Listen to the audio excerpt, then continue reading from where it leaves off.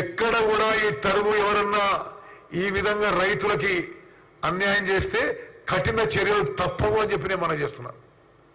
ప్రత్యేకంగా ముఖ్యమంత్రి రేవంత్ రెడ్డి గారు, ఉప ముఖ్యమంత్రి గారి నాయకత్వంలో ప్రభుత్వం మొన్న కూడా రివ్యూ చేసినాం. ఈ ప్యాడీ ప్రొక్యూర్మెంట్ లో మరి అధికారులందరూ అప్రమత్తంగా ఉండి తప్పనిసరిగా రైతులు న్యాయం చేయాలని చెప్పి చెప్పడం జరిగింది.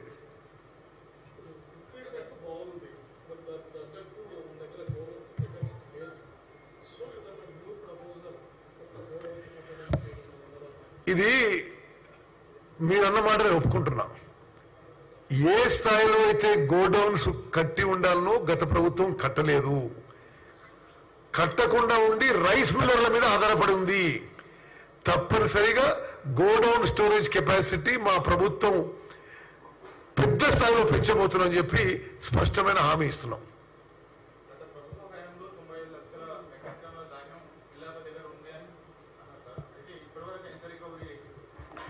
చూడు my it's a running process. నువ్వు ఆర్బిటరీగా ఫిగర్ చెప్తే నేను చెప్పలేను.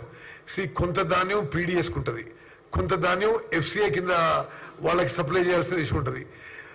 సో ఏ పంటకి సన్నబియ్యం, దొడ్డు బియ్యం, రా rice, boiled rice various categories లో డీల్ చేస్తున్నాము.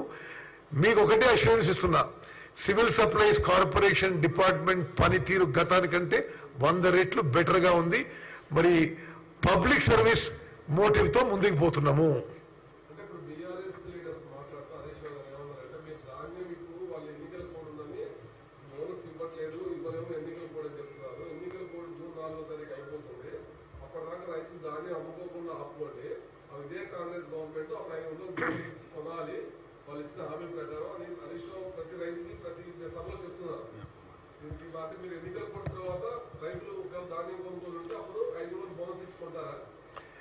శ్రీనివాస్ గారు,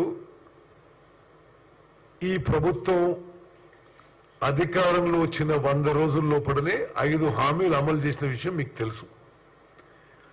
గత ప్రభుత్వం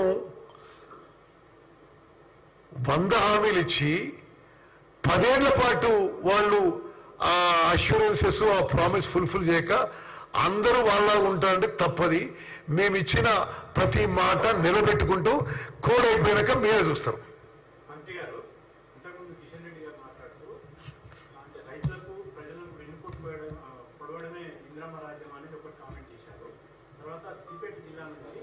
రైతులందరూ కూడా సీఎం రేవంత్ రెడ్డికి పోస్ట్ కార్డు ఉద్యమం ప్రారంభించారు. ఏంటంటే రైతు భరోసా కింద 15,000 ఇవ్వాలా, తర్వాత బోనస్ 500 రూపాయలు ఇవ్వాలా, 2 లక్షల రుణమాఫీ చేయాలంటూ పోస్ట్ కార్డు ఉద్యమం చేశారు. ఒకటే విషయం బ్రదర్, మీ అందరికీ తెలుసు, కోడ్ ఆఫ్ కాండక్ట్ ఉన్నప్పుడు లాగు అయిన తర్వాత కొత్త విషయాలు అమలు చేయలేము. అసలు స్వతంత్ర భారతదేశంలో మేము వచ్చినాక కోడ్ 70 రోజుల్లో ఇంప్లిమెంట్ అయింది అనుకుంటా, అప్రాక్సిమేట్లీ 70 days. 70 రోజుల్లో మేము చేసిన విధంగా 5 హామీలు అమలు చేయడం ఈ దేశ చరిత్రలోనే మాదే మొదటి ప్రభుత్వం. తప్పనిసరిగా మేము చెప్పిన మాట నిలబెట్టుకుంటాం.